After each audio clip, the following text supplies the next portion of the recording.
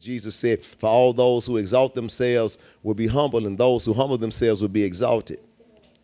One article communicated that the primary character of Jesus and Lucifer are at war within us all. Let me say that again. The primary characters of Jesus and Lucifer, the devil, are at war within us all. Never are you more like the devil than when you are proud. Yeah, let me say that again. Never are you more like the devil than when you are proud. Never are you more like Jesus than when you are humble, because that was one of the greatest demonstrations of his character on the cross. We each are going to copy one of these two models in our lives. For your sake and for the sake of God's kingdom, choose humility today and ask God to help you. I want to talk about this man that was very powerful in the word of God, this man by the name of Haman. And Haman was an official of Persia. It comes from the book of Esther. And the book of Esther communicates about this woman who was a Hebrew that was in the Persian Empire, but she became queen, and she was married to the king. This woman had a cousin because her mom and her dad died, and her cousin, Mordecai, raised her. So when Mordecai raised her, they were sort of separated because she lived among the king in the palace. So Esther is one of the books in the Bible that does not mention the name God, along with Songs of Solomon. It does not mention the name God, but yet and still it has references of the hand of God being present in the book of Esther. It relates the story of a Hebrew woman in Persia by the name of Esther. And the story forms the core of the Jewish festival of Purim, during which is read loud twice a year. Now, this particular queen was a woman. We believe that she was a woman of faith, but her cousin raised her, Mordecai raised, but it was a man by the name of Haman who was very very prideful. The Bible let us know that in Esther chapter 3, you look at chapter 3, verse 3, about Haman. The Bible says that the royal officials at the king's gate asked Mordecai, why do you disobey the commands? Because in verse 2, all the royal officials at the king's gate kneeled down and paid honor to Haman. For the king had commanded this concerning him, but Mordecai, who would not kneel down or pay him honor. Mordecai, he wouldn't kneel down to pay him honor because Mordecai said, listen, man, that ain't God. And I'm a Hebrew, and we only kneel down and bow down and worship God. So the people came to Haman, and they said, man, why won't this man bow down to you? Day after day, they spoke to him, but he refused to comply. Therefore, they told Haman about it to see whether Mordecai's behavior would be tolerated. For he had told them he was a Jew. When Haman saw that Mordecai would not kneel down or pay him honor, he was enraged. He was upset also. You ain't going to bow down? So you're not going to do it? So everybody else is going to bow down, but you ain't going to do it. You ain't going to recognize who I am? You don't see? You got a problem? Yet having learned who Mordecai's people were, he scorned the idea of killing only Mordecai. He said, look, I don't want to just kill Mordecai. I know his folks, and I'm going to kill everybody. Instead, Haman looked for a way to destroy all of Mordecai's people, the Jews, throughout the whole kingdom of Xerxes. And listen, in verse 8, then Haman said to King Xerxes, there is a certain people dispersed among the peoples in all the provinces of your kingdom who keep themselves separated. Their customs are different from those of all other people, and they do not obey the king's laws. It is not in the king's best interest to tolerate them. If it pleases the king, let a decree be issued to destroy them. And I will give 10,000 talents of silver to the king's administration for the royal treasury. So he said, look, I want to kill all of them. He went to the king and said, king, I got to have all of them. The king gave him the signet ring, put the signet ring on his finger, and he pretty much stamped it. You good. You can go and do with them whatever it is that you want to do with them. So Haman was on his way. He got a plot to kill Mordecai because of his pride, because Mordecai wouldn't bow down, because Mordecai wouldn't recognize who he was. And so Mordecai heard about this, and Mordecai went and told his cousin Esther, the one that he had raised. He went and told her, look, Esther, this is what's going on. We know that you got favor with the king. You have favor with the king, so you need to go and communicate with the king what's getting ready to take place. You cannot allow this to happen, Esther. You in charge, you the woman. And Esther sent word back to Mordecai because she wasn't talking to him. One of her servants spoke to him, and she sent word back to him and said, you let him know that, man, I can't go into the king's presence unless he reaches out his scepter to me. And if he doesn't reach out the scepter to me, I can't go into his presence. I ain't been there in 30 days anyway. So, if I go to him, unannounced, or go to him, improperly, then I could be killed. That's a death sentence to go to him when I'm not supposed to go to him. So, I let the king call for me when he want me. But if he don't want me, he don't call for me, so I'm not going to him. So Haman tripping like, wait a minute, hold up. Wait a minute. Mordecai saying, wait a minute. What's up with that? Esther chapter 4, verse 12 through 14. When Esther's words were reported to Mordecai, he sent back this answer. Do not think that because you are in the king's house, you alone of all Jews will escape. Don't think just because you got a position that you're going to escape. Don't think just because you got promoted that you all good. Man, look, they're gonna put their hands on you too. What you think this is? Because you work with them folks that you ain't. They still see you as who you are, Michael Jackson. They still see you as who you are, Bill Cosby. Just because they gave you a job and they promoted you, you better understand that you still who you are. So don't you act like you don't know us. Y'all don't want to have no church that went over y'all head. Don't act like you all that. Don't act like you ain't who you are. They gonna let you know who you are if you get wrong. So you better understand that it's a mission to destroy all of us.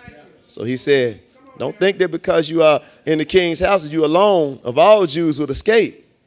For if you remain silent at this time, relief and deliverance for the Jews will arise from another place. So if you don't be, if you stay quiet, listen, relief gonna come, deliverance gonna come. One way or another, God gonna do something. But you and your father's family will perish. And who knows? But that you have come to your royal position for such a time as this. Who knows that God got you right where you are for such a time as this? Who knows that God got you right at the school for such a time as this? God got you on this job that you thought that you didn't want for such a time as this. God got you in this family for such a time as this. God got you in this community for such a time as this. They need to hear from you. There is something that is in your mouth. There is something that God has put in you. So before you give up, before you throw in a towel, maybe God got you there for such a time as this. Maybe it's something in your mouth. Maybe you're going to be the catalyst of change. Maybe it's something that you got. And I know it don't look like it's working. I know it don't look like it's working in your favor, but maybe you're there for such a time as this. And Queen Esther didn't think long. What she did, she said, well, we're going to go on a 3-day fast. And I want you not to eat anything or drink anything and go and tell everybody else to do the same thing for 3 days. We're going to go on a fast and we're going to see what thus says the Lord. And after the 3 days, I'm going to go to the king and I'm going to communicate with him and I'm going to let him know what's going on.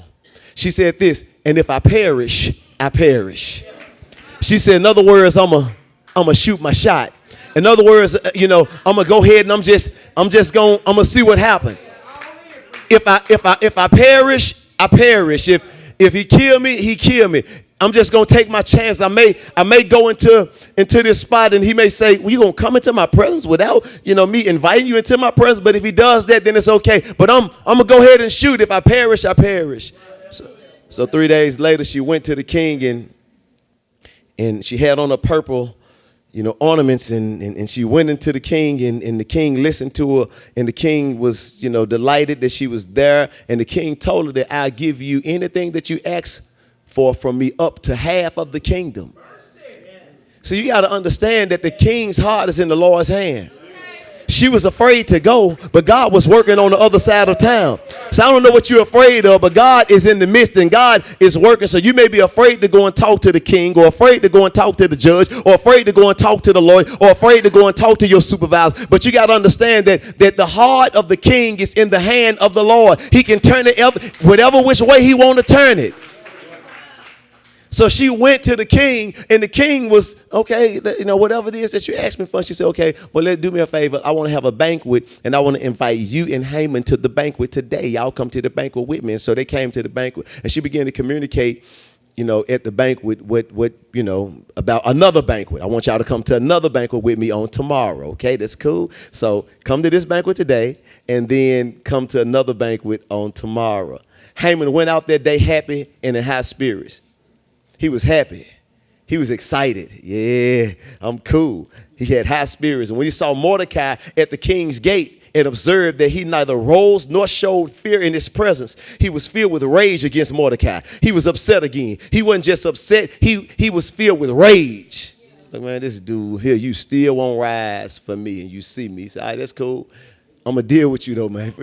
I'm going to deal with you, man. I'm going to have you killed. And not only am I going to have you killed, but I'm going to have all of your people killed. I'm going to have all of the Jews killed. So not just the Jews in Persia. Because if this plan would have succeeded, if he would have been able to carry out his plan, not only with the Jews in Persia being killed, but the Jews in Jerusalem would have been killed as well. He's looking to annihilate all of the Jews. So that means that Jesus wouldn't have come. So he really had a plan from the enemy to destroy it all.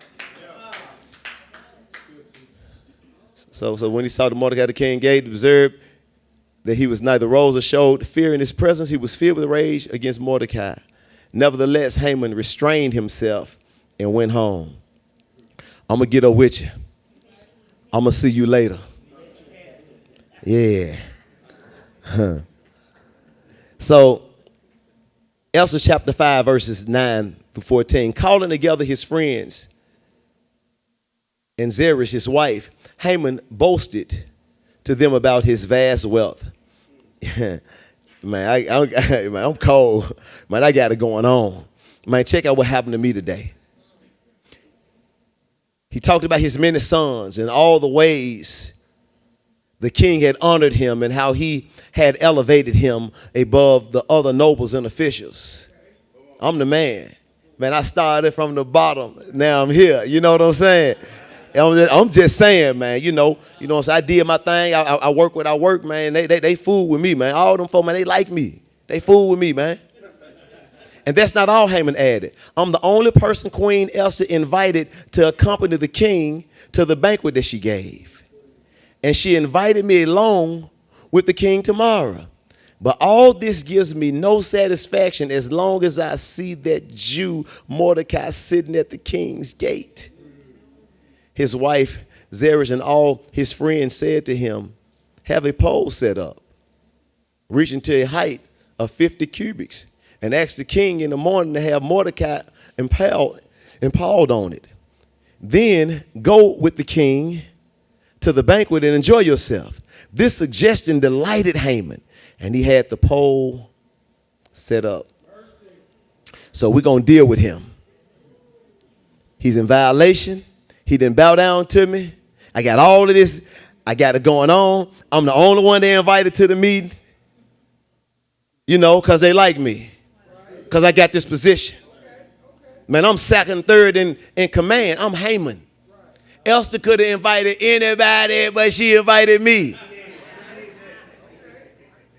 It was about, I'm brown nosing. Man, I'm doing what I got to do to get with the leader. Because it's really not just about me being in position, but it's about people seeing that I'm friends with the one that's in position. I want them to see me as the man, but really I want them to see me with the man. Because if I'm with the man, then it communicates something about me. It communicates prestige. Saul, I just want you to go with me. It communicates that it's something special about me. I want to kick it with, I want a name drop. I want to, oh yeah, man, Bill Gates, oh yeah, man, kick with Bill Gates, man, Jerry Jones, all the man, I was just there, we was eating, we were kicking, yeah, man, Stephen Jones, man, Stephen's so crazy, man. Sam Walton, yeah, so them folk, man. So I was at a luncheon with them. Come on, man, you name dropping. It's just not, do what you're supposed to do. Do what you called to do. So he was name dropping. He was prideful. And he was like, yeah, I'm it's getting ready to go down. So he was on his way, and he thought that the next day, Mordecai was going to die on this pole that was created for him. And that was a done deal. But the Bible let us know in chapter 6, when Haman entered, the king asked him, what should be done for the man? No, let me, I done took you too fast right here. Let me go back. I done took you too fast. Yeah, there we go. That night the king could not sleep. He couldn't sleep. So the king, he said, let me order the book of the Chronicles to see. I just want to read it. I want a bedtime story. Somebody read this bedtime story to me. And so they began to read them the bedtime story, and it was a true story. And there was two men in the story who was trying to kill him, but Mordecai found out that they was trying to kill him, and Mordecai told Queen Esther, and Queen Esther told the king.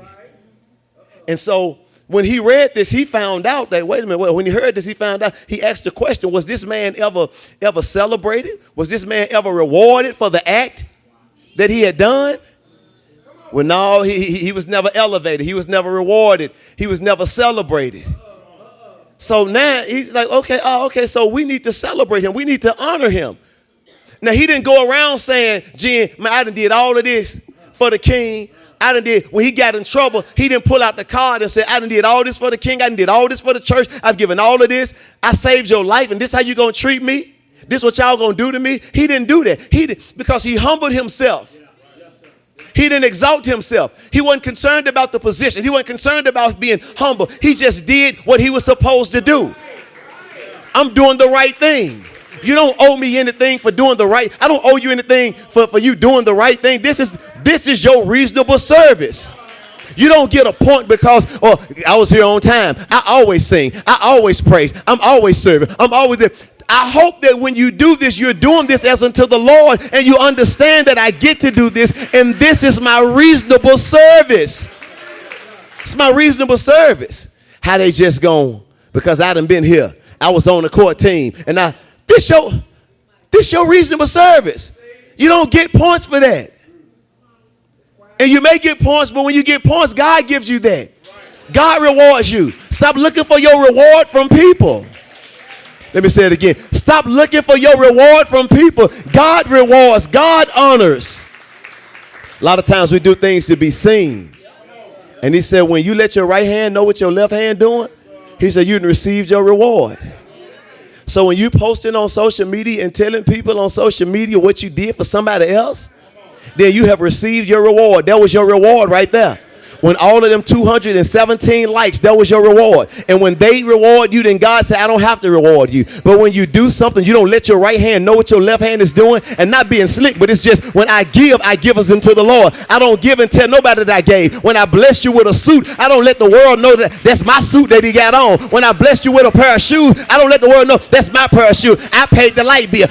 No, we don't let anybody know. You just do it, and when you do it as unto the Lord. And you don't owe me anything for doing that. You don't owe me anything for paying your light bill. You don't owe, man, you got to do stuff for folks and you forget about doing it. God has blessed us to give a car away. If this woman leave today and she never say anything to her, we ain't never, how she gonna leave, and we done blessed her with a car. When God gave us that to do to her, we did that, and we gone on about our business. She don't owe us anything for that. She owe us anything. I don't think about that no more. Just praise the Lord. And so be careful, because I know sometimes it's tempting. You want people to know what you're doing. You want people to know, like, man, I'm blessing these folks. So be careful. Even if you don't let the world know, sometimes you let people know what you did. I did this for my sister. I gave her $2,500 and she ain't. It's like, you got to be careful with that. That's your reward. And I know you ain't saying it for the reward, but it's just, I just got to look, that's between me and God. That's between me. When I bless somebody, that is between me and God. You want to be blessed, start blessing folks and don't tell nobody about it. Start easing folks something. Don't tell nobody about it. Start paying some folks. Start cash apping some folks. Don't tell anybody that you cash out. I see people on all the time. I'm like, my God, do you really think that you're going to get a reward? Or you may not even want a reward because you just want the applause of the people. If you kingdom, you really don't care too much about the applause of the people. You care about the applauses of God. I want to hear God say, well done. I want to see God root me on and cheer me on. Your applauses are okay, but God applauses mean everything to me.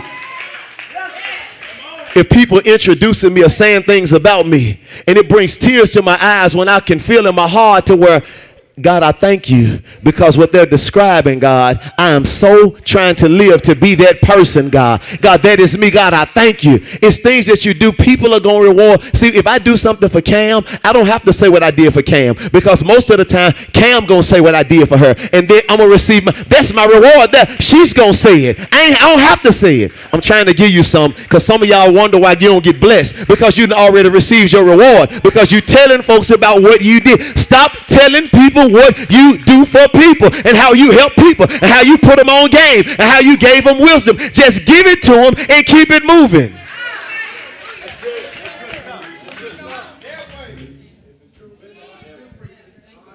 So God, see, the heart of the king is in the hand of the Lord, and he behind the scene working on your behalf, because you thought that it was over. And you thought that you had no more hope.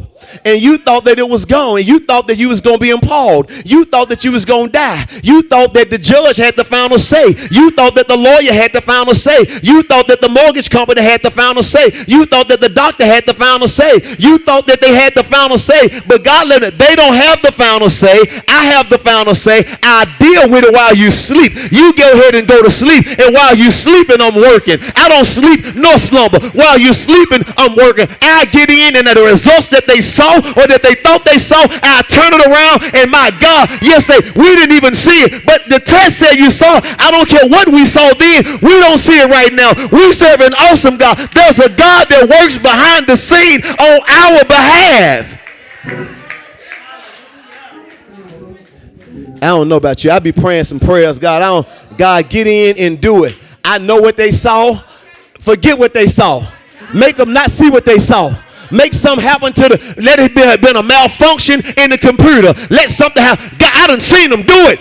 Y'all don't want to. I have seen him do it. That what they thought they saw, they didn't see it. When it seemed like it was no hope, God gave hope to a situation. We don't know how this turned out. We don't know. I done seen judges hit themselves in the head with the paper who said, I don't know why I'm about to do what I'm about to do. I was looking at going this way, but now I'm going to go this way because my heart is in the hand of the Lord, and God told me to do. Y'all don't want to have no church. God told me to do. We serve a God. You got to believe God at that level and just stop believing the first thing that they tell you. God, I know, God, the report that I just got, but God, I don't believe their report, God. I believe your report, God. So turn it around, God. Turn it around. God, do it again.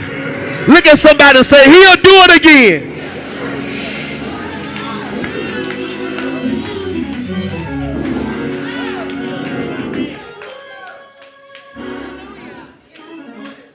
He'll do it again.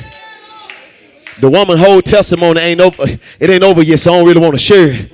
But just a little bit we prayed for last week, God already did some stuff again. I'm like, God, you just going to show out like that? You just going to do it again like that? You just going to move like that again? Let me stop going.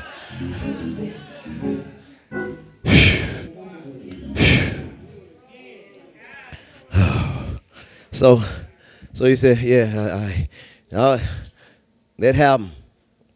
And so he said, we got to honor this man. We got to honor him. So the king said, who is in the court? Now Haman has just entered the outer court of the palace to speak to the king about impaling Mordecai on the pole he had set up for him. He was getting ready to talk to him. All right, this is going to let you know how we're going to get this man. He a shyster. We're going to get him. We're going to get all his folks. His attendants answered, Haman is standing in the court. Bring him in, the king ordered. But Haman entered. The king asked him, what should be done for the man the king delights to honor? Look, this God moving. He came in one way and said, I'm finna tell you what we're going to do. And the king said, look, before you say, let me ask you, what should we do for the man that's going to be honored? This guy working behind the scene. So, in other words, you got to stop worrying about things and just go to sleep. See, he didn't even know when Mordecai was asleep, he didn't even know that God was working on this case. He didn't even know that he was sleeping, God was still working. When he was asleep, the king was reading or being read to. And God was putting something in his heart. So now this man is coming in. Naaman thought to himself, he's thinking like who is there that the king would rather honor than me? It's got to be me. So he answered the king, well, for the man the king delights to honor. You know, I'm going to say no names. I know. I'm not saying it's me, but have them bring a royal robe the king has worn and a horse the king has ridden on, with a royal crest placed on his head. Then let the robe and horse be entrusted to one of the king's most noble princes. And bring some gators and some bling. You know what I'm saying? Just to make it sweet. Then send them to folks folly, and I'll do that for them. I'm just saying, if the king, he want to do, he do it big. When the king do it, that dog, he do it big. Let them robe the man the king delights to honor and lead him on the horse through the city streets, proclaiming before him, this is what is done for the man the king delights to honor. Go at once, the king commanded Haman. Get the robe and the horse and do just as you have suggested for Mordecai. Oh? Okay. The Jew who sits at the king's gate. Do not neglect anything you have recommended.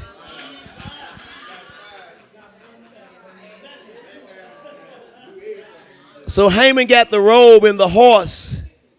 He rode Mordecai and led him on horseback through the city street. The man that he was looking to impale, he led him on horseback through the city street, proclaiming before him, this is what is done for the man the king delights to honor. After you didn't just drop salt on this man, you didn't just threw shade at this man, you didn't just dog this man out, said you was going to kill him. Now you got to walk and tell everybody this is what the king is done for the man that he delights to honor.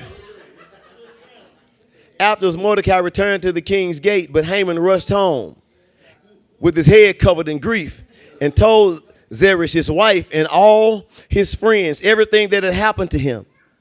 His advisor and his wife Zeresh said to him, Since Mordecai,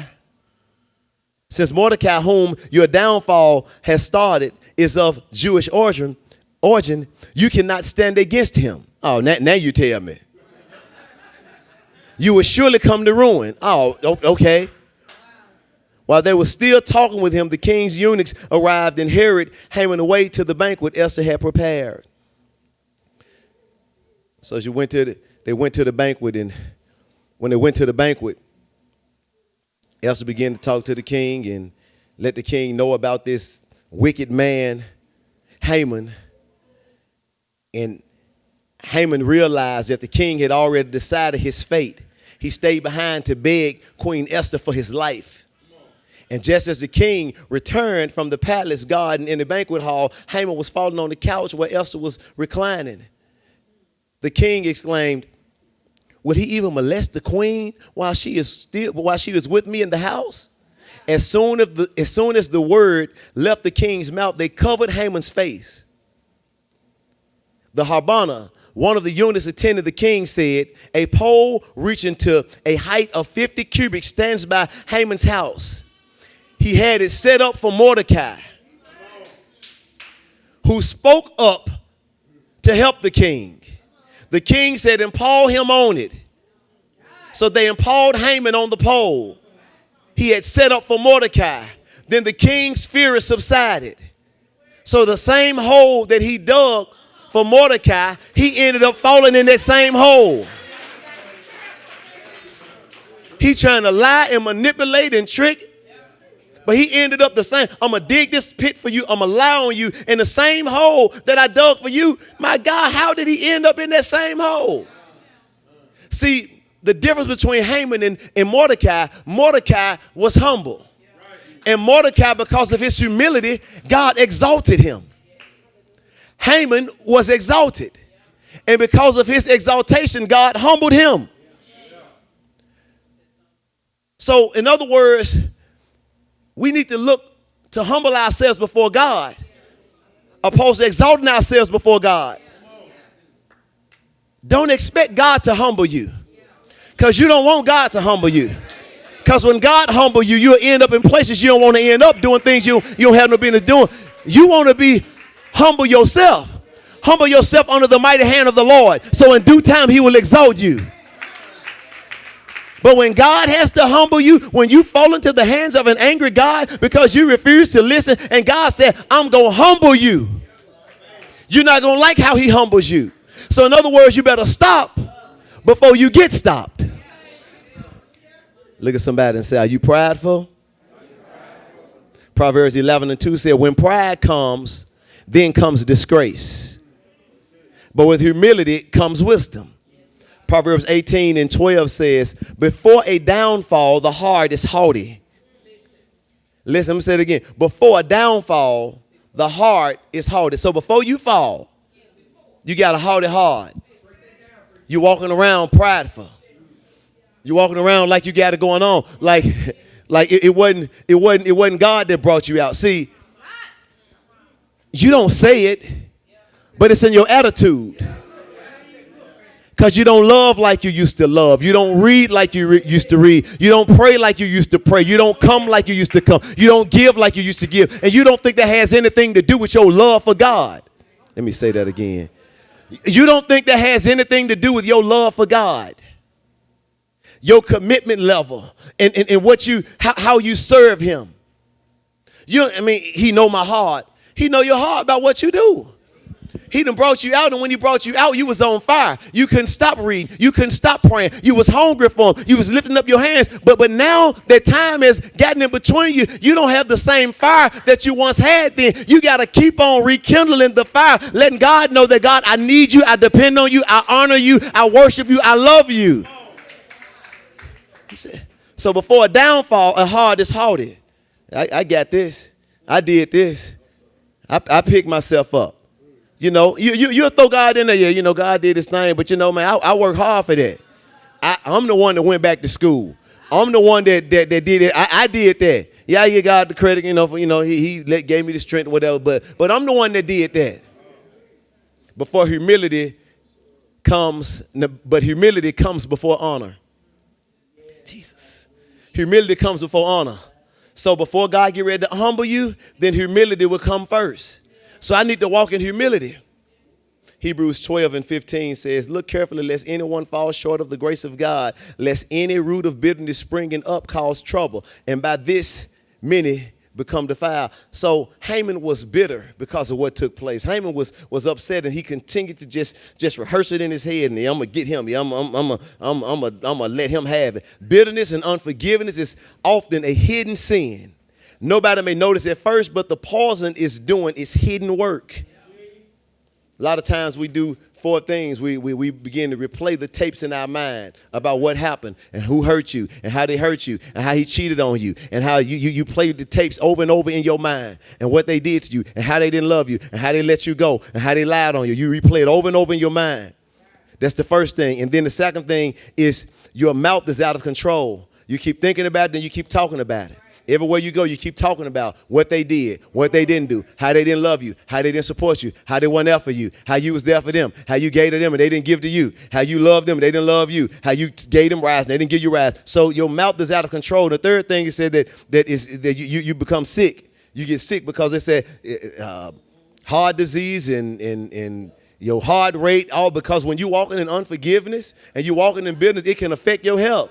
And so some people become sick because you won't let stuff go. You won't let things go. And then is your clan bitter? Ask yourself that question. Is my clan bitter? Because sometimes you become bitter, and because you bitter with the father of your children, now your children bitter, and now your mama and them bitter, and now everybody else bitter. No, nobody like them. So you got a whole clan that's bitter. You got your whole crew bitter. They don't like me, and they talking about me. Now everybody I'm cool with don't like them because they talking about me. The whole clan bitter. Ask yourself these questions. Those are signs that you walking in pride.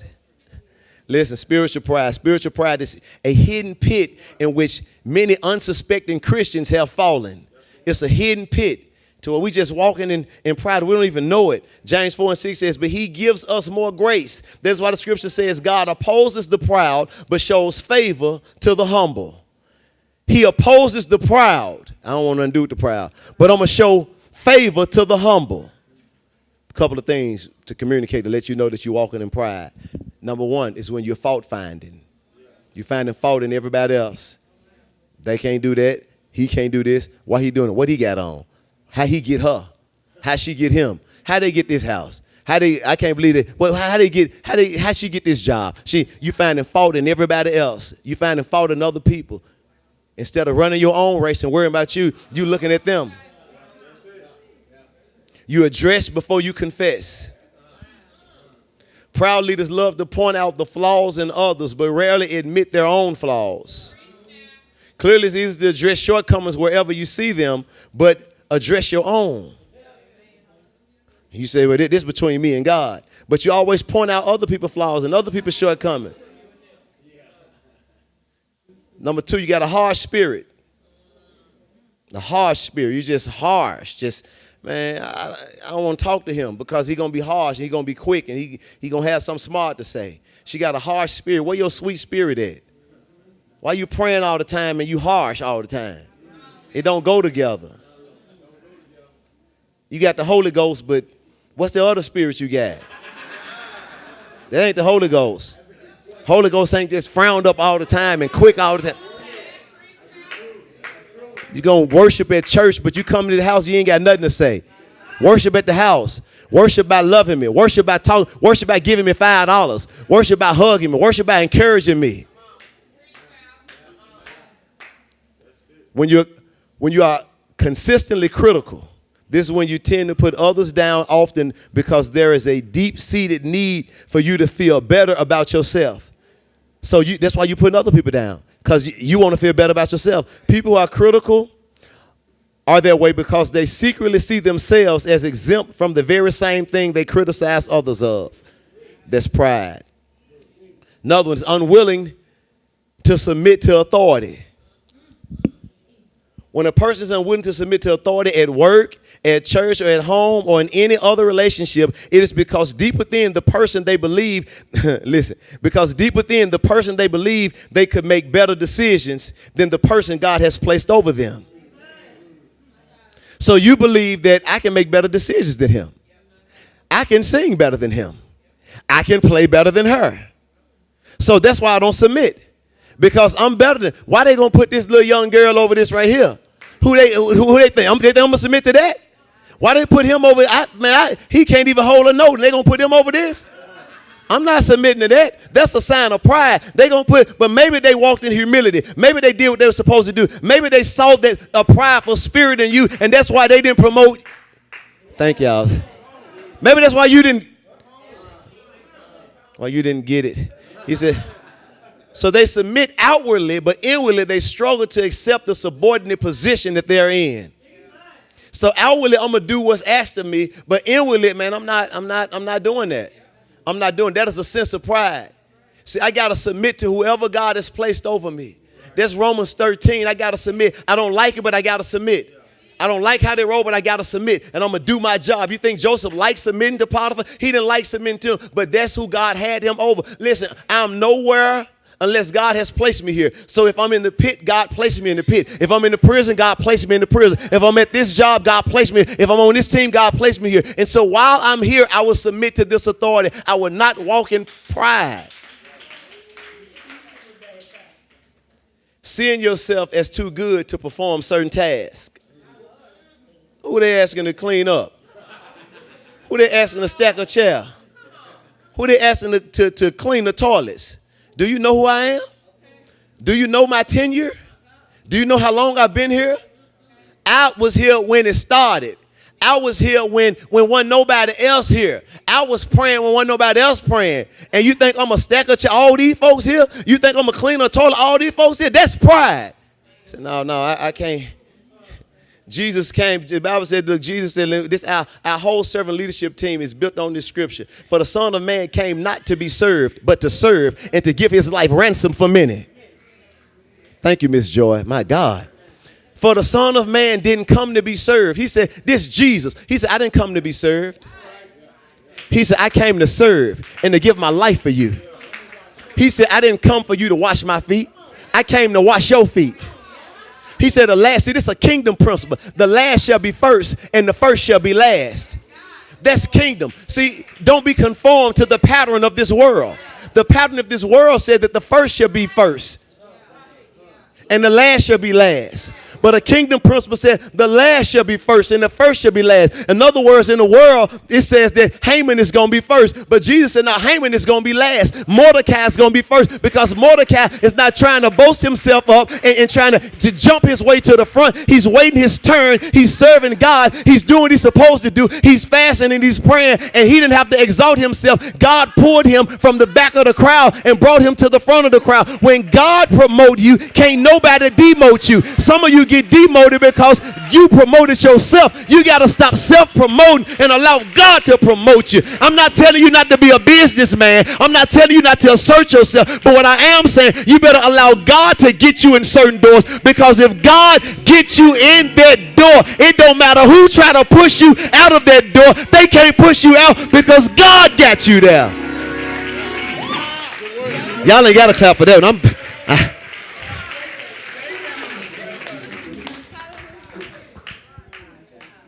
Let God promote you. Let God do it. Let God get you there. Be patient enough to let him get you there. Be patient enough to let him open the door for you. God, if you don't open this door, I don't want to get in anyway, God. God, if you don't do it, God, I don't want it, God, because I'm going to get in, God, and I'm going to get in over my head, God. I'm going to get in, God, and I'm going to be incompetent, God. I'm going to get in, God, and it's going to be a great fall, God. If you don't open the door, then obviously this is not where I am supposed to be, God. I'm going to take this time to humble myself before you, God, to get on my face before you. Jesus. Oh, hallelujah. Hallelujah. Feeling the need to consistently teach people things.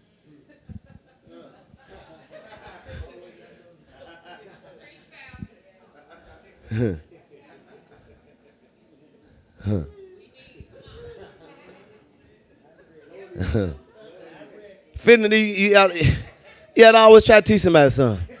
Just have a conversation. Just chill. You always got to be the superior to somebody. You always got to be let me tell you this right here. Be quiet. Let me tell you what they don't want to tell you, because they went to church Sunday. Man, shut up. Man, you again? Let's just eat. You ain't got to teach me nothing. Let me tell you this right here. Let me tell you. Be quiet. I want to hear it. God, dog. I'm just trying to be nice. Yep.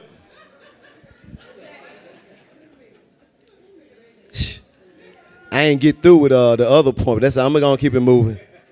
Somebody asked you to do something you immediately thought is, out of all people, shouldn't have to do that. The task is for somebody else. That's the kind of pride that we should consider dealing with. I'm not too big for this job.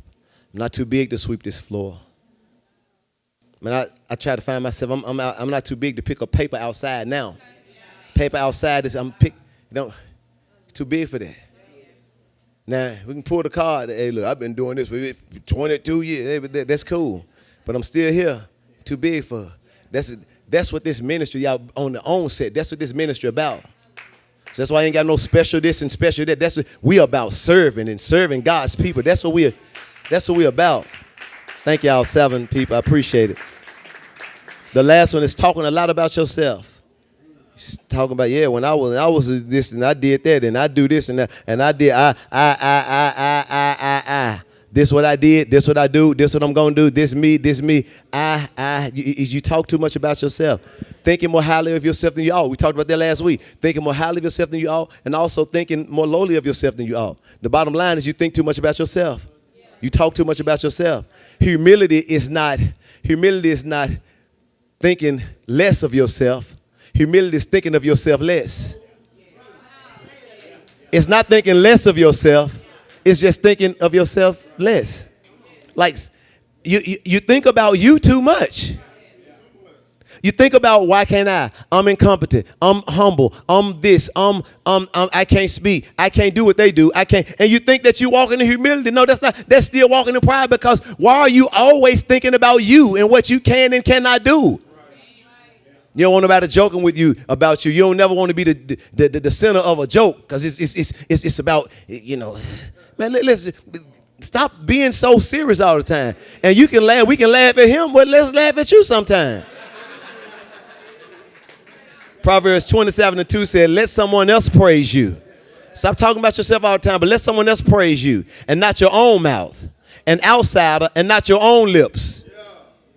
Let somebody else say that you awesome, that you rock, and not you saying, I'm the most awesome rock star in the world.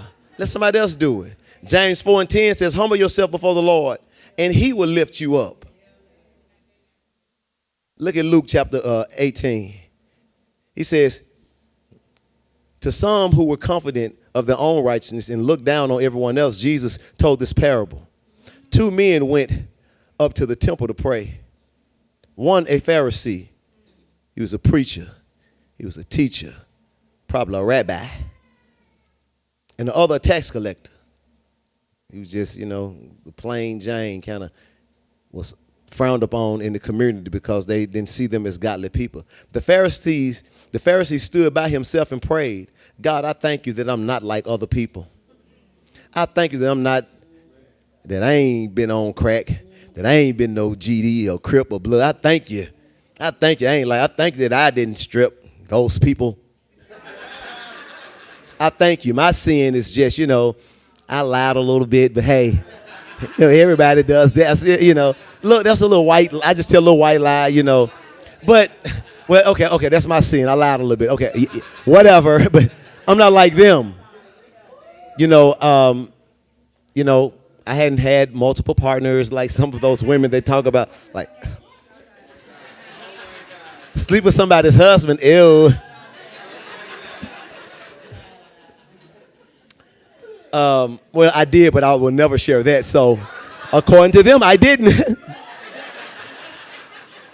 Or I did, but he didn't tell me that he was married. So, does that still count? Never mind. He said, I thank you that I'm not like other people, robbers, evildoers, adulterers, or even like this tax collector. He said, I fast twice a week and give 1/10 of all I get. Man, I'm tithing. I fast twice a week. So, that's his prayer. I thank you, God, that I'm not like all these other folks. But the tax collector, he stood at a distance. He would not even look up to heaven, but beat his breast and said, God, have mercy on me, a sinner. I tell you that this man, look, Jesus said, this man right here, rather than the other, went home justified before God. He said, is this man the one that found favor, that found approval? He went home justified before God. For all those who exalt themselves will be humble, and those who humble themselves will be exalted. He came and said, God, I'm a sinner. He came and said, God, look, I am a hot mess. I ain't got time to be worried about what he did and what she did and what they didn't do. I am here, God, in the need of prayer. I am here in the need to be touched by you. I am here. I'm not concerned about my children need to be touched. My body need to be touched. My finances need to be touched. My situation. God, I'm here, God. God, have mercy on me. God said, that's the one that I want. That's the one that I want. Look at somebody and say, own it. I'm going to share this, y'all, and we're gonna go home after this one right here. I got to own it. I got to own it. I got to own it. It's the last one. No, I'm going to go. We're going to go. But check this one here out.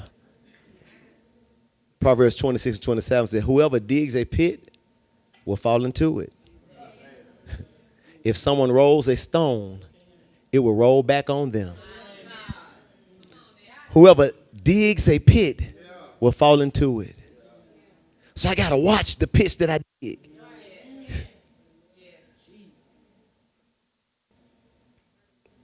Pride. On last week we talked about Daniel. But we didn't talk about Daniel. We talked about Nebuchadnezzar in the book of Daniel. And check this out. King Belshazzar gave a great banquet. Now this is Nebuchadnezzar's grandson, but they call him Nebuchadnezzar's son. He gave a great banquet for thousands of his nobles and drank wine with them. While Belshazzar was drinking his wine, he gave orders to bring in the gold and the silver goblets that Nebuchadnezzar, his father, had taken from the temple in Jerusalem, so that the king of his nobles, his wives and concubines might drink from them. Now Nebuchadnezzar had taken this from the temple, and they weren't supposed to even be drinking out of this because this was sacred, but they was drinking out of it. So they brought it in the gold goblets that had been taken from the temple of God in Jerusalem, and the king of his nobles, his wives and his concubines drank from them. As they drank the wine, they praised the gods of gold and silver, of bronze, iron, wood, and stone. Suddenly, because they weren't even worshiping God, they was praising the gods of the gold and the silver. Suddenly, the finger of a human hand appeared and wrote on the plaster of the wall near the lampstand in the royal palace. The king watched the hand as it wrote. His face turned pale, and he was so frightened that his legs became weak and his knees were knocking. So he consulted, of Daniel and all the folks, like, man, somebody tell me what this means. Somebody tell me what it means. It's Daniel chapter 5. Somebody tell me what this means. He saw handwriting on the wall. They was in there eating and they was in there drinking, but he saw handwriting on the wall. Can you imagine how fearful that is, to where with a finger writing something that he can't even describe? This is the finger of God that's writing on this wall. After he saw what happened to his grandfather, he still followed in his ways.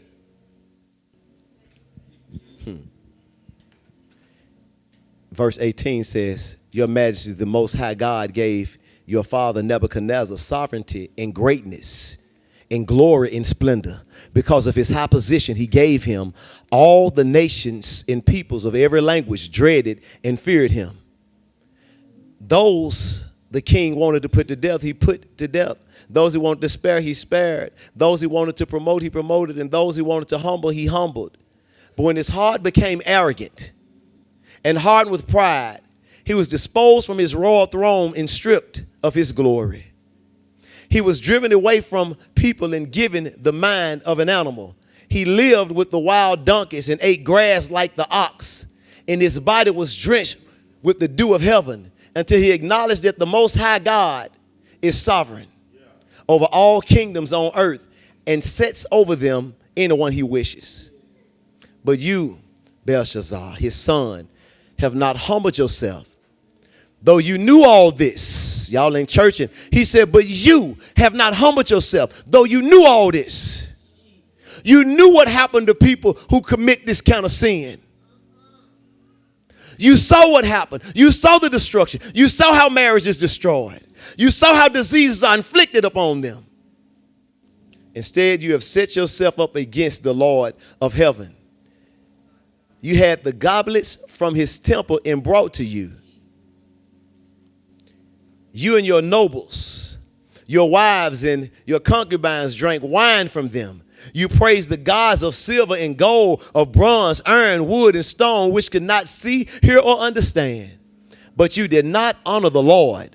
You did not honor the God who holds in his hand your life in all your ways. He said, how you put your job before, how you put this before, how you put anything before me. But you did not honor the God who holds in his hand your life in all your ways. Therefore, he sent the hand that wrote the inscription. This is the inscription that was written.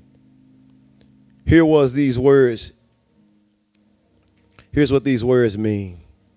God has numbered the days of your reign and brought it to an end.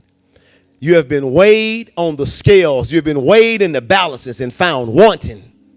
Your kingdom is divided and given to the Medes and Persians. Then at Belshazzar's command, Daniel was clothed in purple. A gold chain was placed around his neck, and he was proclaimed the third highest ruler in the kingdom. That very night, Belshazzar, king of Babylonians, was slain. He was killed, and Darius the Mede took over the kingdom at the age of 62. Listen, the word of God says, if my people who are called by my name will humble themselves and pray and seek my face and turn from their wicked ways, then will I hear from heaven, forgive their sins, and heal their land. In other words, he said, humble yourself. And don't let me have to humble you. Because if I have to humble you, you may be laying in a parking lot getting ready to graduate from college with pistols to your head. Because you wouldn't stop. I had to get your attention some way. Because I had to humble you. You was laying in a hospital bed inflicted with HIV virus because I had to humble you. Because there was no other way that I was going to get your attention. Because I had to humble you. I had to separate you from who you was with because I had to humble you. You had to lose your job because I had to humble you. I had to repossess your car because I had to humble you. I had to repossess your house because foreclose on you because I had to humble you. Don't let me have to humble you. Humble yourself. Because when I have to humble you, then you're going to be made lower. But when you make yourself lower, then you're going to be exalted. Humble yourself under the mighty hand of the Lord, that he will exalt you in due time. Let me tell you a secret. Just because I like y'all, and y'all look good today, backsliding does not happen overnight. It's one decision at a time. One missing of devotion at a time. Another day at a time. Well, that used to be you every day. But I'm just going to get y'all ain't churching with me. One missing of devotion. One missing of prayer. One missing of not being in the house of God. Your mindset just begin to change. You think that it's just your mindset. I got to be on the wheel, man. I got to be at his feet. I got to be laying at his feet.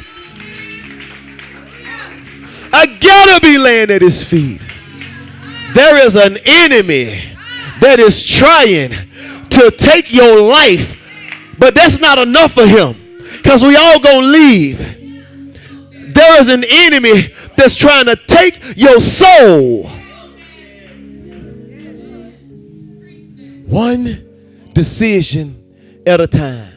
One prideful move at a time. Some of your pride have gotten you fired. Pride have gotten you divorced. Pride got you not talking to your spouse. Pride got your children not want to deal with you. Pride got you not allowing your children to see their father. I got to let it go. Sometimes I just got to go back and I got to make it right. I will not allow pride to kill me. I will not allow pride to kill me. Sometimes I just got to go back and I got to apologize. I just got to go back and I got to get it right. And see, I got to get it right at this level. See, you were wrong and I was wrong. And I want you to apologize to me. So I'm not going to apologize to you unless you apologize to me. But even if I apologize to you, there's still something in me because I want you to say it to me. And I feel some kind of way that I apologize. You didn't say it. See, it's not about the individual. It's about what I need to do. I said this last week. I just want to share with you again. Listen, some of you in relationships and marriages and on teams with people, and their perception of you is probably so correct And this is what they think about you. You never truly apologize.